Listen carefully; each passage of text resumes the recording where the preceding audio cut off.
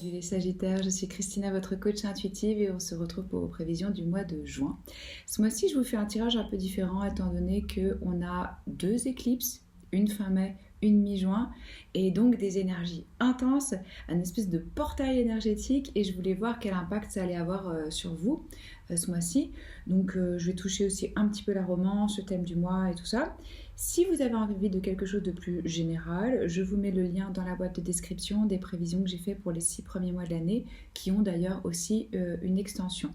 Et puis, vous pouvez en profiter pour télécharger gratuitement votre guide du self-care en vous inscrivant à ma newsletter sur omnilovetarot.com.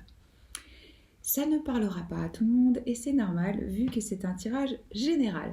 Donc, allez voir aussi si vous avez envie pour compléter ce tirage votre signe lunaire, ascendant et en Vénus.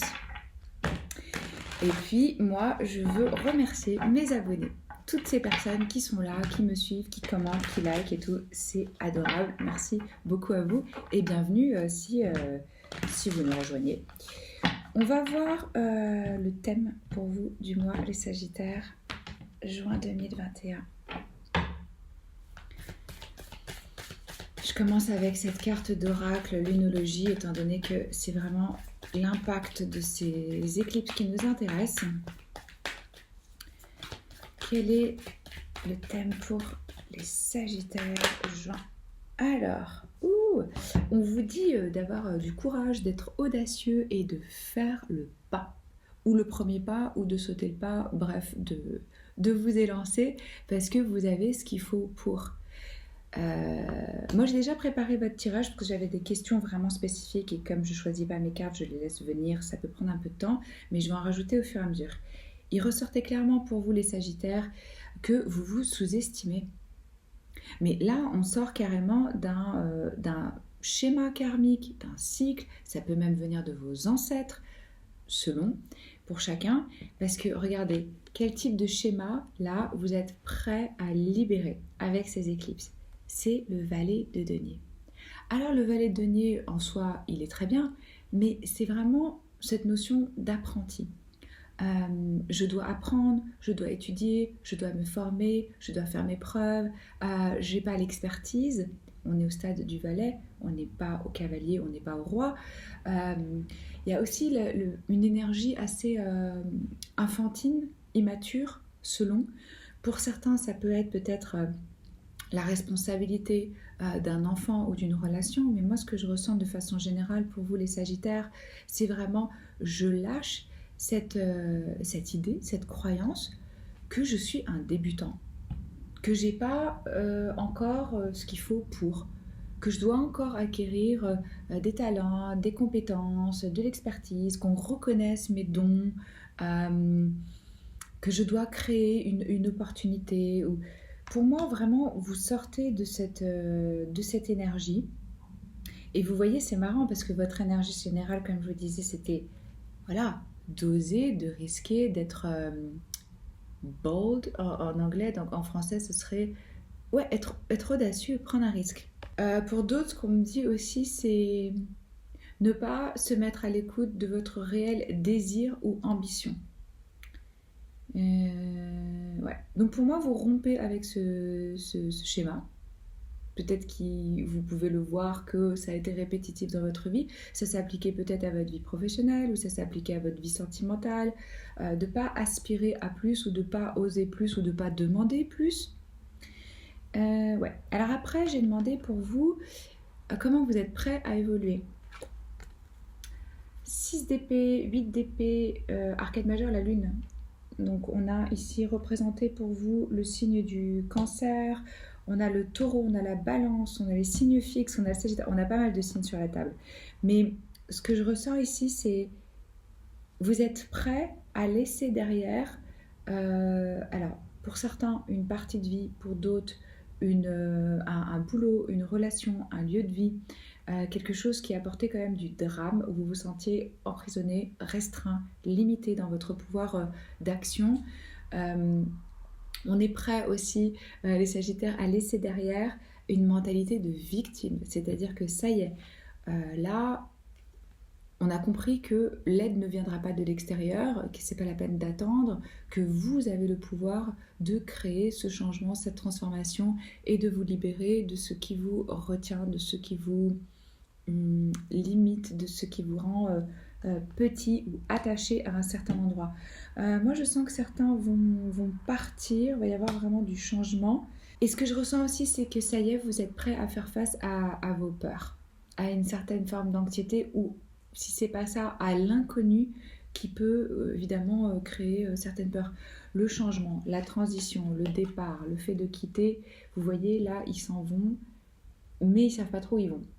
Donc, résultat, c'est un peu obscur, c'est un peu pas clair avec la lune. On se met aussi réellement à l'écoute là de son intuition, de ses rêves, des messages qu'on peut recevoir. Alors oui, ça fait peur. Le changement, la transition, ça fait toujours peur. Mais je sens que là, ça y est, vous avez envie, vous êtes prêts, vous faites face à certaines peurs ou à certaines limitations mentales aussi que vous aviez vraiment, quoi. C'est surtout par rapport à votre mental. C'est ce qu'on me dit. En termes de croyances limitantes, en termes d'autocritique, de jugement, de choses comme ça. À quoi est-ce que vous devez vous mettre à l'écoute en ce moment? Et puis, quand on a des arcanes majeures, c'est toujours des leçons de vie. Vous en avez quand même 3 sur la table, sur les 4 questions que j'ai posées. Donc, je pense que ce mois-ci, il va y avoir vraiment du changement pour vous. La tempérance, le 9 de bâton. Mettez-vous à l'écoute de l'harmonie, de l'équilibre. Comment est-ce que vous pouvez mettre de l'eau dans votre vin et comment est-ce que vous pouvez trouver la force pour avoir le dernier coup de pied, si je puis dire, qui vous permet d'accomplir une tâche ou quelque chose. Il y a quelque chose qui est en train de se boucler fondamentalement. On vous demande d'avoir encore un tout petit peu de courage et de foi. Parce qu'en plus, vous pouvez tout à fait le faire. Vous voyez cette personne avec ses 9 bâtons, c'est tous les challenges, les défis qu'il a relevés. Donc là, on a une personne réellement avec de l'expérience. Ça veut dire que peu importe ce qui vient à vous, vous êtes préparé, vous pouvez y faire face. On a pu devenir un petit peu avec le temps parano, en se disant, mon Dieu, qu'est-ce qui va venir à moi? Mais en vrai, le 9, on est déjà pratiquement en fin de cycle. Et pour moi, il y a vraiment une prise de conscience par rapport à votre valeur. Vous n'êtes pas du tout au stade du valet. Que vous soyez jeune ou plus âgé, peu importe, c'est pas la question. C'est par rapport à notre maturité, à notre intelligence émotionnelle, à votre expérience de vie personnelle, ce que vous avez traversé. Comment est-ce que je peux trouver une forme d'harmonie, d'équilibre entre ma vie spirituelle et ma vie terrestre? Et puis alors le message aussi pour vous, c'est vous êtes guidé, accompagné. La tempérance, c'est des moments où il y a le divin qui nous accompagne. Ça peut paraître un petit peu lent, parce qu'il y a toujours la notion de temps avec la tempérance. D'ailleurs, vous l'avez 2 fois, la notion de temps, parce qu'après, vous avez la roue de fortune. Mais vous y êtes presque. Moi, je suis là pour vous le dire, peu importe ce que c'est. Si vous vous dites, est-ce que je vais enfin pouvoir déménager? Est-ce que je vais enfin pouvoir rencontrer quelqu'un? Est-ce que je vais enfin accéder à ce boulot que je veux? Là, c'est ok, on y est presque. Presque. Donc, on lâche rien. C'est aussi pour d'autres vraiment trouver un sens. Et je ressens vraiment des gens ambitieux qui finalement, à chaque fois qu'ils arrivent à un certain objectif qu'ils se sont fixés, il y a une forme de lassitude ou de mécontentement, où on veut plus, où on veut différent, ou comment je trouve du sens dans mon parcours. Le sens, pour moi, clairement, il vient de la spiritualité. C'est très difficile de trouver réellement un sens aux choses si on n'est pas connecté à quelque chose de plus grand que soi. Donc pour moi, vous vous ouvrez à ça, là, en ce mois de juin. Enfin, c'est à ça qu'on vous invite à vous mettre à l'écoute. Et vraiment, comme je vous disais, de votre expertise. Ouais. Et de votre courage.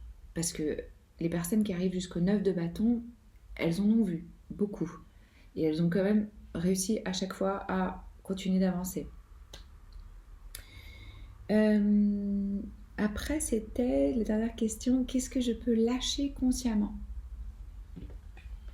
Alors là, on a l'impératrice et la roue de fortune. Vous pouvez consciemment lâcher le fait de croire que les choses sont statiques, qu'elles ne bougent pas parce que ça change. Et avec la roue de fortune, c'est du changement soudain, c'est des surprises, c'est des coups du destin, c'est des cycles. Donc là, il y a une fin de cycle, comme je vous disais. Pour d'autres, il y a quelque chose à lâcher consciemment par rapport à la mère ou par rapport à son aspect féminin. Et encore une fois, cette notion de je peux lâcher consciemment les questions que j'ai par rapport à ma valeur et à mes capacités. Vous êtes guidé, c'est ce que je vous disais. Avec la tempérance et la roue de fortune, on vous dit clairement que c'est écrit, c'est destiné, vous n'avez rien à faire. Je vais rajouter une carte d'oracle avec ça pour voir exactement sur quoi consciemment vous pouvez lâcher.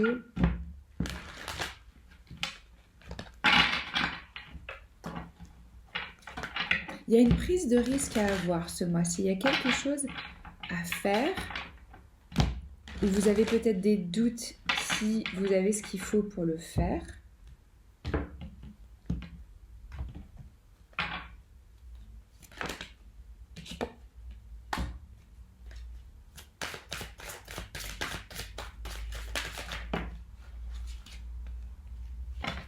Alors, lâchez la peur.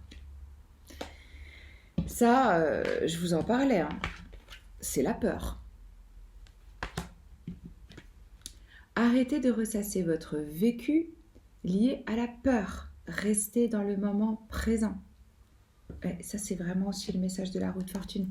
Rien ne sera plus jamais comme ça a été. Tout change. Le passé, c'est le passé. Décidez consciemment, volontairement, de laisser derrière.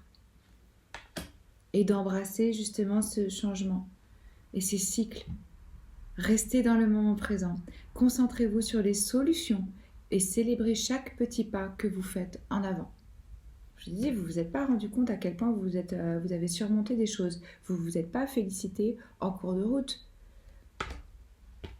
Et cessez de vous entêter. Alors, si vous êtes crispé ou que vous adoptez une position rigide à propos de quelque chose, reconnaissez-le et essayez d'être plus souple. Cela vous aidera à communiquer plus en douceur avec les autres et avec vous-même. Quand je vous disais qu'il y avait de la dureté par rapport à vous, un jugement assez acerbe. On va regarder qu'est-ce qui vient en amour.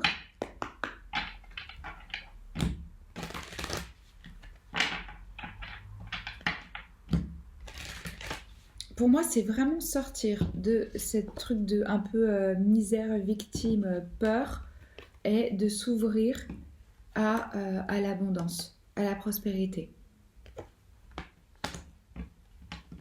D'incarner cette énergie magnétique de l'impératrice qui représente toutes les reines, qui a tous les talents et qui est respectée et qui est admirée.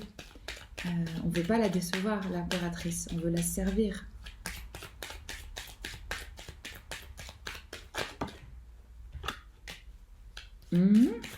Ok. Alors, ouais, guérir des blessures familiales. Il peut être nécessaire pour certains d'entre vous de pardonner à des parents, à des frères, à des sœurs, à vous-même. Une notion ici de pardon pour avancer dans cette guérison au niveau de vos relations. Et pour d'autres, il y a, si vous avez quelqu'un dans votre vie déjà, on me dit que, voilà, vous avez attraper le partenaire que vous recherchiez ou ça peut être vraiment la bonne personne pour vous. Vous avez déjà peut-être la personne qu'il vous faut dans votre vie. Si vous aviez des doutes, les guides sont là pour vous dire vous êtes dans un partenariat qui est bon pour vous, même si vous sentez qu'il y avait eu un petit peu des phases.